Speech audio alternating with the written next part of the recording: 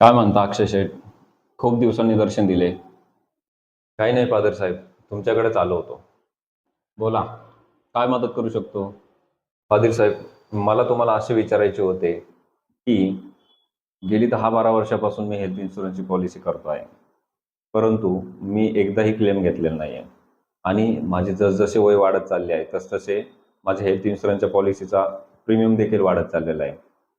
कधी वयामुळे प्रीमियम वाढतोय तर कधी कंपनीकडनं प्रीमियम वाढला जातोय. आता तर मला असं वाटतंय की आता हेल्थ इन्शुरन्सची पॉलिसी बस करावी. पॉलिसी बंद करण्याची आवश्यकता नाही आहे. पॉलिसी बंद केली तर तुमचंच नुकसान होणार आहे.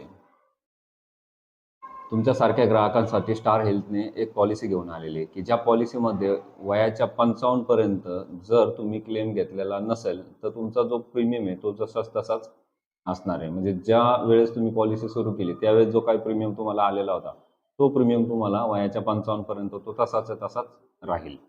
आणि कंपनीचा जो काही प्रीमियम वाढतो त्यासाठी त्याच्यावरती उपाय असा आहे की कंपनीकडे 3 ते 5 वर्षापर्यंत तुम्ही ॲडव्हान्समध्ये ती पॉलिसी घेऊ शकता. आता याचा फायदा काय आहे?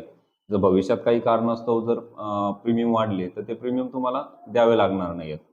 आणि दुसरी गोष्ट 10% पासून 16% पर्यंत त्यावरती तुम्हाला डिस्काउंट देखील मिळतो. आहे का नाही मग फायदा? अरे वा फादर साहेब, तुम्ही तर माझा प्रॉब्लेमच सॉल्व्ह केलाय. आत्ताच तुम्ही जी म्हणता ती पॉलिसी माझी आत्ताच सुरू करा आणि ती देखील 5 वर्षासाठी. बरं. अक्षय सर, याशिवाय काही प्रश्न आहे का? अजून काही अडचण असेल तर अगोदरच विचारा, एखादा चुकीचा निर्णय घेण्या अगोदर.